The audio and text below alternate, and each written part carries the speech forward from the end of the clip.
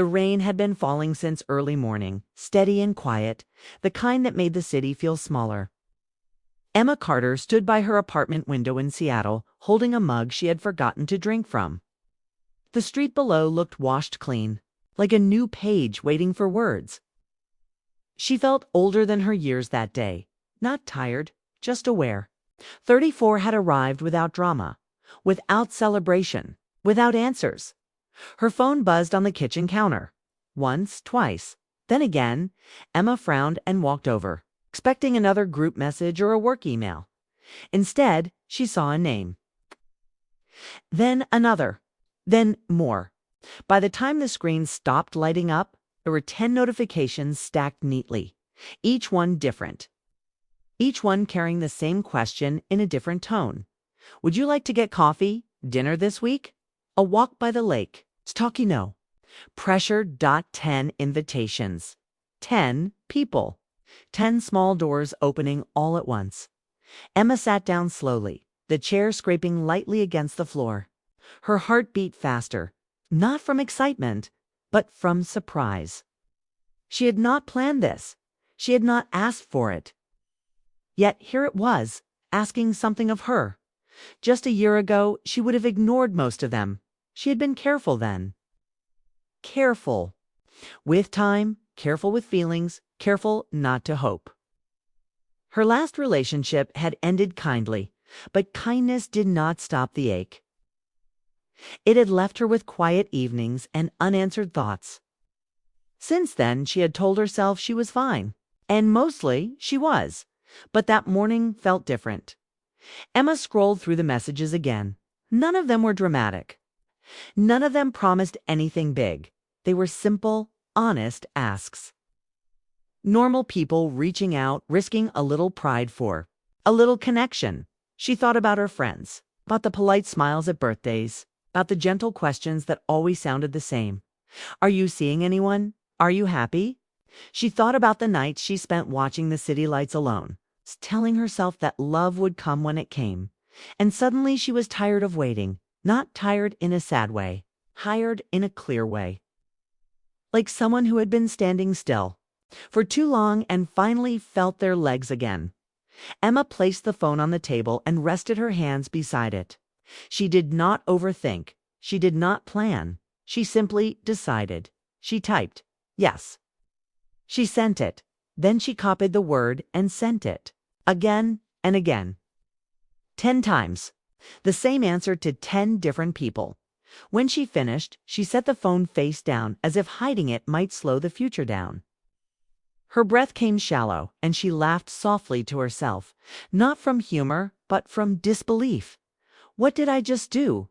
She whispered that the rain outside grew heavier, tapping faster against the glass. Emma stood up and walked back to the window. Her reflection stared back at her, familiar but slightly changed.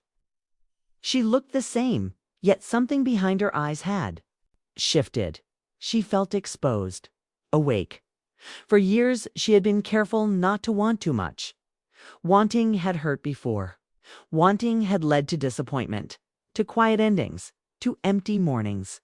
But this time, she had not said yes because she wanted love. She had said yes because she wanted to feel present. Her phone buzzed again. Responses came quickly. Smiling emojis. Short thank yous, simple plans made without drama. Coffee on Tuesday. Dinner on Thursday. A walk by the water. Nothing heavy. Nothing serious. Emma felt a strange mix of control and chaos. She had chosen this, yet she had no idea where it would lead. She moved through the rest of the morning with restless energy. She cleaned her apartment, though it was already clean. She changed clothes twice for no reason. She checked her calendar, realizing how empty it had been, how easy it was to fit 10 people into her life when she had made room for none. As the day went on, doubts crept in. Was this selfish? Was this careless? Was she leading people on? Emma sat on the couch, staring at the ceiling. She told herself the truth. She was not promising anything. She was not pretending. She was simply allowing herself to say yes to life again, even if it felt messy. Outside, the rain slowed. Light pushed through the clouds, pale but steady. The city breathed again. Emma picked up her phone once more and reread the messages. She imagined the faces behind the names. Different lives. Different hopes. People carrying their own quiet stories. She wondered what they expected of her. More importantly, she wondered what she expected of herself. That question stayed with her as the day ended. As evening settled and the lights of Seattle flickered on, Emma cooked a simple dinner and ate alone at the table, feeling less alone than she had in months. She did not feel excited. She did not feel scared. She felt alert. It's like someone standing at the edge of a moving train. It's not sure whether to step on or step back. Before going to bed, she set her alarm and placed her phone on the nightstand. 10 yeses sat silently inside. Waiting. Emma lay in the dark, listening to the city hum outside her window. She thought about how small choices could open large moments, about how one word could change the rhythm of days. She did not know that some of those dates would blur together. She did not know that one would stand apart. She did not know that saying yes would soon force her to face a truth she had been avoiding. All she knew was that something had begun, and once begun, it could not be undone. Emma woke the next morning with a mix of anticipation and unease.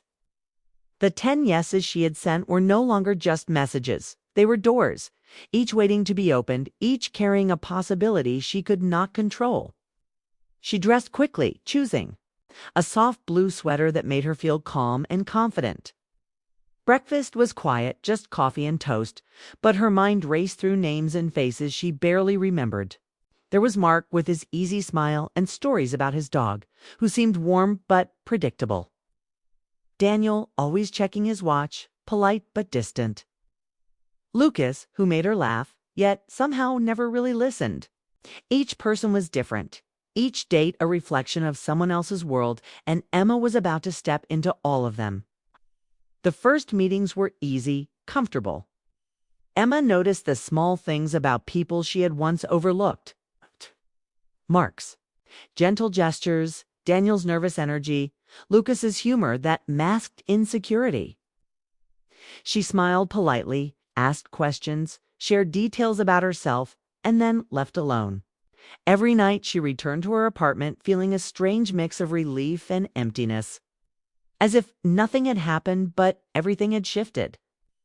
The rhythm was relentless. She moved from one coffee shop to another, from one restaurant to another, from one park to another. She became aware of how tired it made her feel, physically and emotionally, yet she could not stop. Each conversation offered a glimpse into someone else's life, but none offered the spark she unconsciously craved. Emma began to notice patterns. People listened, but often only partially. They laughed at her jokes, but rarely asked about her fears. She realized she had been avoiding this realization for years. She had been searching for excitement, for romance, for connection, without understanding what it truly meant. Each date, no matter how pleasant, highlighted the gap between what she wanted and what she was settling for. By the fifth meeting, she felt the exhaustion of hope mixed with doubt. Was she rushing? Was she experimenting with her heart like it was a laboratory?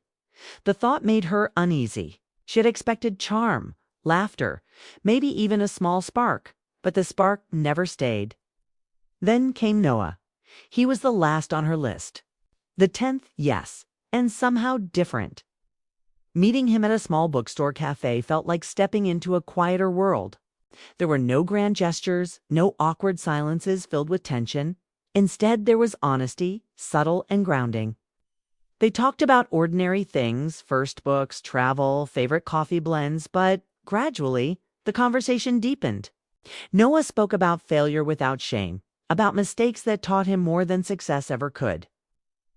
Emma found herself opening up without planning to, revealing thoughts she had kept for months, even years. She spoke about her fears of being too eager, of making the wrong choices, of missing the right ones because she was blinded by quantity over quality. Their conversation stretched over hours. Though the cafe lights dimmed and staff began closing, time seemed suspended. Emma noticed how natural it felt to share without performing, to listen without judging, to simply exist in the presence of another. There was no excitement that made her pulse race, no dramatic gesture, no instant attraction that blinded her. Instead, there was a gentle pull, subtle yet undeniable. By the time they parted ways, neither had promised to meet again. Noah simply smiled, sincere and calm, and walked away, leaving Emma with a strange mixture of relief and longing. That night, Emma sat by her window, watching the city lights ripple across the wet streets. She realized something she had avoided for too long. The question was not who she should choose, but why she was choosing anyone at all. The 10 yeses had brought her experiences, perspectives, laughter, and disappointment. But they had not brought clarity. Only one person had stirred something deeper. Not excitement, not drama, but reflection. Not knowing if she would see him again made her heart ache differently. She understood for the first time that love, even when it seemed simple, required intention, patience, and honesty. Days passed. Emma canceled a few of her remaining plans, not out of spite or disinterest, but because she wanted to understand what she truly sought. She stopped chasing moments that were fleeting and instead observed how each encounter shaped her perception. Some dates had made her laugh, others had frustrated her, but all had taught her something about herself. She realized she had been experimenting with external possibilities to avoid facing her internal truths.